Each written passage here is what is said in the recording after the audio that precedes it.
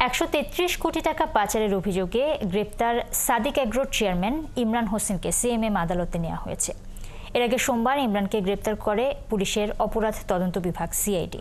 তার বিরুদ্ধে চোরাচালান, প্রতারণা এবং জালিয়াতির মাধ্যমে ব্রাহ্মা জাতের গরু আমদানি, ভুটান এবং নেপাল থেকে চোরাচালানের মাধ্যমে আনা ছোট আকৃতির ভুট্টি গরু দেশে এনে বিক্রির প্রমাণও পাওয়া গেছে। প্রতারণার মাধ্যমে দেশীয় গরু ছাগলকে বিদেশি এবং বংশীয় গরু ছাগল বলে প্রচার করে সেগুলোকে কোরবানির পশুর হাটে উচ্চ মূল্যে বিক্রি করে সাদিক এগ্রো।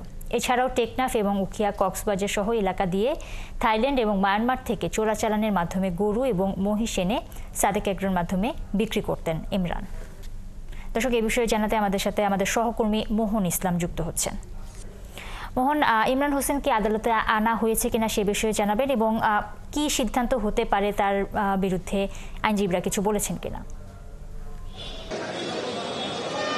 ইশরাত, আপনি যেমনটা বলছিলেন যে সাদিক এগ্রোর যিনি মালিক রয়েছেন ইমরান হোসেন, তাকে কিন্তু গতকাল গ্রেপ্তার করেছে পুলিশের অপরাধ বিভাগ তদন্ত বিভাগ সিআইডি এবং তাকে কিন্তু একটু আগে আদালতে আনা হয়েছে এবং আদালতে এনে আদালতের যে গারদ সেখানে রাখা হয়েছে এবং যেমনটা আমরা সিআইডির দায়িত্বশীল যারা কর্মকর্তা তাদের সাথে কথা বলে জানলাম যে তার বিরুদ্ধে হয়তো আপনার রিমান্ডের আবেদন করতে পারে। সেই রিমান্ডের আবেদন করবে কিনা সেটা নিয়ে তারা এখন আলোচনা করছে এবং রিমান্ডের সিদ্ধান্ত হলে কিংবা জেল গেটে অর্থাৎ জেলে কারাগারে প্রেরণের সিদ্ধান্ত যাই সিদ্ধান্ত হোক, সেই সিদ্ধান্ত জিআরের মাধ্যমে আপনার রাষ্ট্রপক্ষের মাধ্যমে আদালতে আবেদন করবে এবং ইমরানের আইনজীবী তার জামিনের আবেদন করতে পারে এবং তারপরে কিন্তু শুনানি হওয়ার পর আদালতের শুনানি শেষ হওয়ার পর আমরা জানাতে পারবো তার কী সিদ্ধান্ত হচ্ছে। কিন্তু আমরা সিআইডির তরফ থেকে যতটুকু জানলাম যে তার বিরুদ্ধে বেশ কিছু অভিযোগ তারা প্রমাণ পেয়েছে। এর মধ্যে একটি হলো ব্রাহ্মা প্রজাতির গরু, যেটি বাংলাদেশে নিষিদ্ধ। সেই গরুটি তিনি ভারত এবং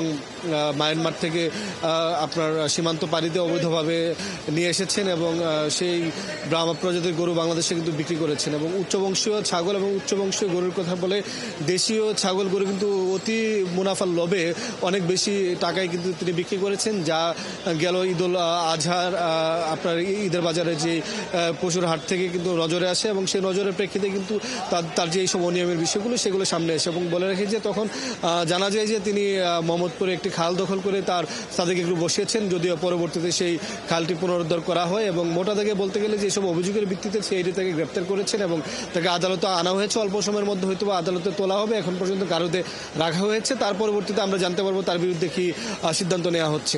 ইশরাত। মোহন, অনেক ধন্যবাদ আপনাকে। দর্শক, সিএমএম আদালত থেকে আমাদের সাথে যুক্ত হয়েছিলেন সহকর্মী মোহন ইসলাম।